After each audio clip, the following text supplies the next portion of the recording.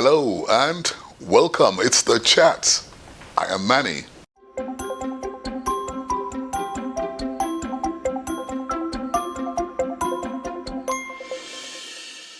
My guest on the program is so remarkable. He could have been referred to as King of the Air, but he's well known to be King of the Roads.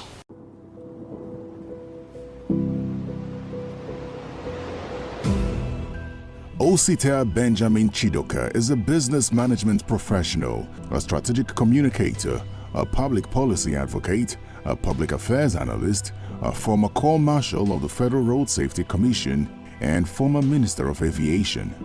Born in the early 70s, Osita attended Union Secondary School in Enugu. He pursued a degree in business management at the University of Nigeria, where he was active in the student union government. He holds a Master's of Public Policy degree from the prestigious School of Public Policy at George Mason University in the United States of America. He is also a certified global strategist and political economist from Oxford University, United Kingdom, and holds a graduate diploma in maritime and port management from the National University of Singapore. Upon graduation from the university, his National Youth Service posting was to the Federal Capital Territory, where he earned many awards and automatic employment into the Federal Capital Development Authority in Abuja. During this time, he served as the secretary to the National Committee during the visit of Pope John Paul II to Nigeria in 1998. He was a member of the Committee for the Review of the Abuja Master Plan and the Committee for the 1999 Military to Civilian Transition. He was at various times personal assistant to the Minister of Transport, Chief Ojo Maduekwe, before leaving the public sector. He moved into the private sector and worked at ExxonMobil, where he served as senior advisor on government and business relations. In 2007, the former President Olusegun Obasanjo appointed him the Corps Marshal and Chief Executive Officer of the Federal Road Safety Commission. For his contribution to national development, he was conferred the National Honor of the Officer of the Federal Republic, OFR, in 2011 by former President Goodluck Jonathan.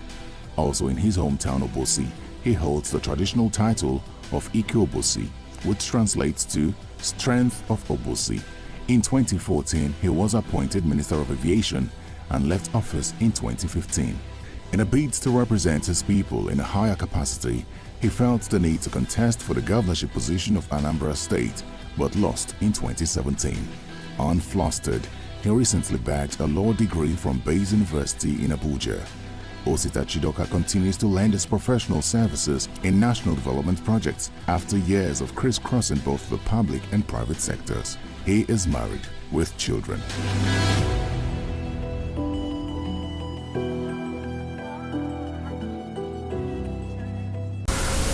Welcome to the program, Osita. How are you? I'm very well. I'm not used to your new look. Not only you. Well, I was just talking about you being a very remarkable person that I've met. You know, I mean, what kind of background do you come from? I mean, was it like a lowly background? Who were your parents? I would say middle class. I say middle class. My parents traveled widely, bought me books very early in life. When I was in secondary school, I had pocket money for buying newspapers. So I read The Guardian every day in secondary school. At the university, I had pocket money to buy Time magazine and Newsweek. So I bought Guardian daily. So my roommates, the guys who met with me, everybody came to my room in the university to read newspapers. Oh, you were the rich one? Yes, I was the person who had... I don't know if it was the rich, but my father prioritized reading. Yeah. So whenever he went abroad, one of the books I have in my library today is the Satanic Verses by Salman Rushdie. He bought the first copy of it that came out in London. He stood on a queue from 4 a.m. till when the bookshop opened to buy the book, because it was all in the news about the book. So that's how he prioritized reading, and that made me to read. So the moment I figured out the transport link, I said to myself, let me go and study transportation so that when people order online, I will be available to deliver for them. That's the only reason why I took up the call. Then my journey began. Your journey began perhaps in... I would say I joined the public service in 1996, fresh from youth service. Right, okay. I was an NYC award winner Yes. So I got automatic employment. So, and then I moved from there. The 97, I became a personal assistant to a minister in the Ministry of Works and Housing, a Minister of State. So 1908, General Abacha died. I came back to the FCT. I worked with General Kontagora and Alhaji Bunu, who worked briefly as minister. I was a protocol officer, speech writer. I took on that role because I had a particular flair for writing. So. But it was Obasanjo apparently that spotted you, wasn't it? Yes, that brought me to the national limelight. Yeah. We had a meeting with him once through Governor Nasir El-Rufai, who was then FCT minister. Mm-hmm. He took me to see President Obasanjo, and that started off a new relationship with me that ended up with my appointment as co-marshal. Okay, and ended up with that statement, OC of the Federal Republic. You must have done well, for you to get that kind of accolade from a person like El-Rufai. Yes, the Center of the Federal Republic. And when I got the OFR, so it tallied. OFR was I got the national honors of OFR. Yeah. So Nasiru said he was Osita of the Federal Republic. So he has now confirmed what he used to say anecdotally, and now became Osita Chidoka OFR. So Osita of the Federal Republic. Interesting. The road safety that you managed from 1999 till... No, from 2007. From 2007, beg your pardon, till you retired. Yes, till 2014, when I became minister. When you became minister of aviation, right. I mean, you reformed that agency, didn't you? I would say that because just like I thought of the role of transportation in the new economy, that was how I saw my role at the FRSC. What did you find in the FRC? When I took over? Yes. When I took over, I found an organization that lived in its past glories, that has lost its direction, that didn't understand the changing environment. Lived in its past glories. Yes. Who was your... Yeah, because when it started with Professor Wole Soyinka and Olu Agunloye, it was a very successful organization. Yeah, was it? He recruited young, bright people from youth service, merit-driven recruitment. Those are still the finest guys in FRSC. And they impacted on the psyche of the nation when they were driving around, slowing down cars, enforcing speed limits, driving on the expressway and the cars would be behind them, reducing speed on our highways. Was that happening? Yes, it was happening in Nigeria, yes. So FRSC was quite an exemplary organization. Even the founding of FRSC was something that I kept asking General Babangida, how did you get the idea to start an organization like that? Because it was not just a unique organization, but it was something that redefined how Nigerians engage with the roads and how government saw its role in managing the roads. But by the time I took over the Federal Road Safety Commission, it's one of those things that happen in Nigeria. Great ideas come, and then they become institutionalized, and then the organizations become an end in itself, and almost forgetting its mission and vision. So what I did was to present a transformation plan to return it to its core mandates and to align it with global trends. So we set new vision, we had new mission, and then we decided to, let me put it this way, we decided to remake the organization in line with modern trajectory. So we went digital, we computerized the organization from no computers at all to having all the 450 commands. We had offices in the 36 states, 6 zonal offices. Then we had offices in the local government. Then we had driver's license centers. I connected all with VSATs. So they all became online real time. So we started reporting accidents in real time. And then that allowed me to see daily accident reports and not yearly as it used to be. This was not in place before? No, it used to be annual reports that we published, and there was a quarterly report that the Corps Marshal would see, but I started seeing daily reports. You have this military approach about your job as Corps Marshal, you know, of the road safety, and it continued. Was it something you put down in the constitution or something? No. FRSC was a paramilitary organization. So when I took it over, I first spent time with the military in training. It was an interesting time. They made me wear my uniform, stand at attention, did parades and all that. It was at the Abacha barracks.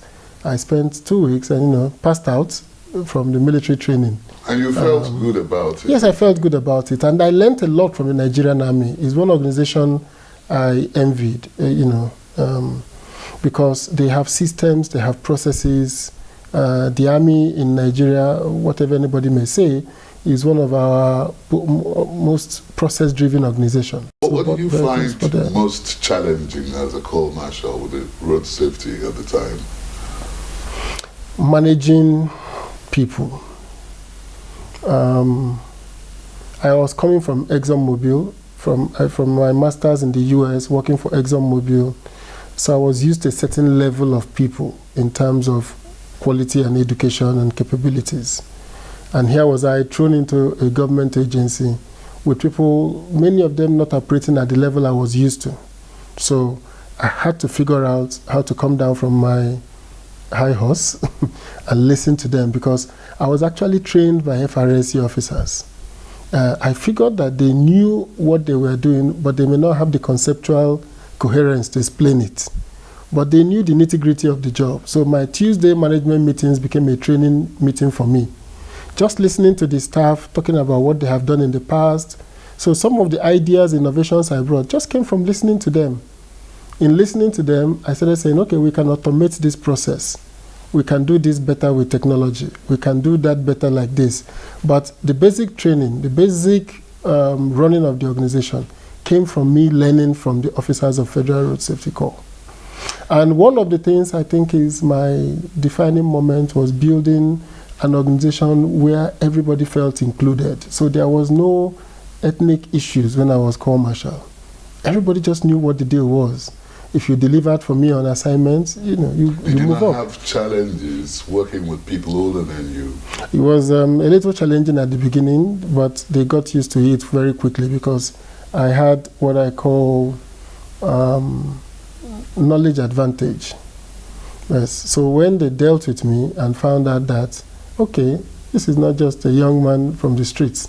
He knows what he's doing. He has clarity on his thoughts. And I was ready to, kick everybody in line. I kicked a few in line who said they were, who formed like an opposition to me. I got them, I straightened them out. And, in a short while, everybody knew that I could kick the backside as much as I could give a handshake. Mm-hmm. So that kind of settled us out within the first 1 year. Did anyone think of you as being arrogant at the time you were Corps Marshal, or did a set of people oppose some of your ideas? Yeah, they opposed, but I had a slogan: "In God we trust. All others must provide evidence." So if you want me to do what you are saying, just show me the evidence. Show me the numbers. I was data driven. So initially, there was a few issues when I came newly. Oh, he's introducing exams because he didn't want a certain section of the country to be promoted, or he didn't want this to happen. But I just said to them, what was the reason why you introduced the exams? Because I wanted the best and the brightest to come up. Okay. I didn't want people to come up because they knew their way around, or because they had access to people. Was it smooth sailing for you? Oh, it was tough, but we pushed it through. And the officers began to enjoy it when they knew that it was a fair and open process. So even me, as Corps Marshal, could not intervene in the process. They saw it. They saw that even people that were close to me, officers that were working in my office who failed promotion exams, were not promoted. So everybody began to say, okay, this is for real. So one thing I've learned about Nigerians is that, once you're an honest broker, once the rules are clear and people understand that nobody went behind to get an advantage, people tend to queue up. What did you do about driver's license? So we reformed it fully, and the process was contractor financed. So we opened the bid, we got Pricewaterhouse, looked around the world, saw people who had new technologies in driver's license, and gave them a contract. But it still didn't work after you left. No, it's still working till today, very well. It's working very well. Okay. You can go online. If you were online now, you could check out your driver's license. You could see all your details. I thought there are news of, a change again in the driver's license. No, there's no change. You introduced the biometric type. The biometric type, and it's still there. Okay. Because it's a 10 million, 10 years contract. It was a $10 million, 10-year contract. So they built up all the equipment and they got paid per license issued. So every time a license was issued, they got paid. Did you achieve all the goals you set out, as a Corps Marshal of the road safety before you moved over to aviation? I achieved all but one. So I achieved all the critical goals. They were written. Every year we wrote down what we were going to do. And we published it on the website. So, and we tracked ourselves. We could see those that are ongoing, those that were not done, those that were done. We had a tracking method. But the one thing that I wasn't able to do was what I call the building the resilience into the organization, making the organization resilient. We had done all these process improvements. We had done all this, what I would call human technology, people process, upgrade. But I hadn't tested the resilience of the system. It was supposed to be my last year. 2015 was the year of resilience, to test what will happen if this system has a failure. If one thing doesn't work, how would the system recover from it? So that is the only thing I didn't get to do before I left. 2013 was the year we went fully digital. So we called it our defining year. 2014 was the year we focused on our international relationships and also getting partners involved in road safety. So we got a World Bank grant of $10 million to improve road safety in Nigeria. And we started training our officers abroad. We sent people to California Highway Patrol. We sent people to France for training. And the idea was that in 2014-15, we were going to test the resilience, because we had then become an ISO 9001 certified organization. The first law enforcement agency in Africa to get ISO certified was FRSC Nigeria. We had ISO 9001 certification. So my last goal was the year of resilience, testing how the organization will survive. Should this fail? Should this process fail or that fail? I didn't get to do that, but every other thing I set out to do. No.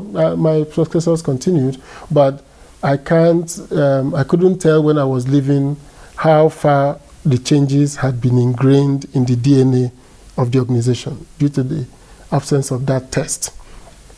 But in all, looking back 7 years now, I must say that yes, they've been recertified, ISO 9001 recertified. They've continued to maintain, top performance in their digital platforms. FRSC has continued to be renowned in government circles for, fundamental process improvements. There have been a lot of changes since you left. There's a radio station now. Yes, the innovation continues. Safety. Yes. Was it part of your idea? Yes. Or was it came from this commercial. We had an idea to. We thought about it at then, but I didn't think it was key to the things I was doing. So this was purely his idea. How did you feel leaving the FRC at the time you left to the aviation sector? I mean, it's like moving from the grounds to the top. Well, I liked the idea that was being promoted, and that the work I did was recognized by all, and that the president looked forward to me, in his words, to do to aviation what he saw I had done to road safety. So he gave me that charge. So that was a welcome idea to me. Did you think you could do it, or you just saw it as a challenge you wanted to embark on, moving from road safety to aviation? Yes, I studied transport, all modes of transport, so I knew I could do it. And I knew I had the managerial skills. And did you do it? Yes. I spent only just 1 year in aviation. Well, that's what I'm wondering. Yeah. So the idea was that if the president had come a second term, I would have had time to... Because I told him, road safety took me 7 years. Our aviation industry is suffering the most. Wouldn't you say that? Well, I would not like to comment on the activities of my successors, but I will say that, yes, aviation and most of the transport modes need fundamental rethinking. Okay, now when you finish that arm of your job, the next thing is that you went into politics, didn't you? Yes, I did. Why? It was my first love. Really? From student days, I've been an active. Well, apparently you were in the Students' Union leadership. I was deputy senior prefect in secondary school, so I've always been involved in leadership activities. So politics was my first love. But you didn't succeed. I've been a governor, but I've remained a politician. What do you think made you unsuccessful in your first attempt? For the 2017 governorship election in Anambra, one is that politics is a game of name recognition, platform, and a combination of the person and the platform. So I didn't have a great platform. I didn't have a good platform because I didn't like the way the PDP primaries went or was going, so I left to UPP. And then secondly, I wasn't as known as I am today in Anambra. I was known amongst the road sector. I was known nationally by those elites, but the people in Anambra, didn't know me. You didn't go back home, did you? I used to go back home. I was Ike Obosi. I used to go back. Ike Obosi came after all of you had achieved. It was in 2009. No, it was early in my time in road safety. Really? It was a traditional title. It wasn't a chieftaincy title. Okay. It's a traditional title. I'm representing my family. How do I greet you now? Igwe? No, Ike. Ike? Okay. Yes, Ike. Okay. So I wasn't known in Anambra, and just like Professor Soludo, who had just won the governorship, the people have come to know him. He has run before, ran again, didn't work. Then he waited, all these years. And inherent in the behavior of the Igbo man is the respect for zoning and fairness. Zoning for the Igbo man is an attribute of fairness. This zone has gone. I'm from the central zone. P2B was from the central. Ngige is from the central. So after P2B, the governorship went north to Obiano. And Anambra people felt we should allow the people in the north to do 8 years, after which it should go south. Soludo was in a pole vote position. I mean, nobody was more known, nobody was more acceptable than. And you had already spent a lot of money in the campaign in 2017. And continued to appear to be empty. More than empty, because politics in Nigeria is an expensive game that people expect you to do all the spending. What do you think about the outcome of the Anambra elections recently? How did it, go with you? Did you think it was smoothly run? Do you think there are encumbrances here and there? There may have been issues, but I think it generally reflected the will of Anambra.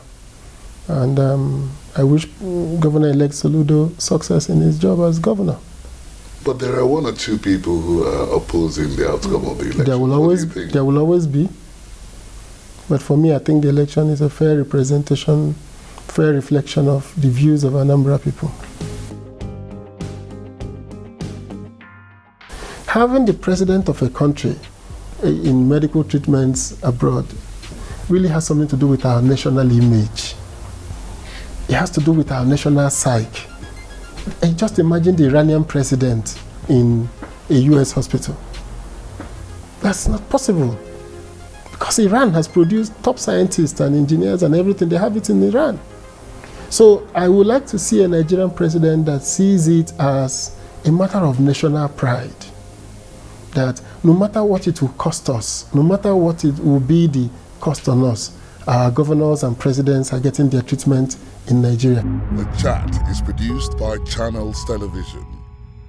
You can watch it again online. Just visit our social media platforms, YouTube, Facebook.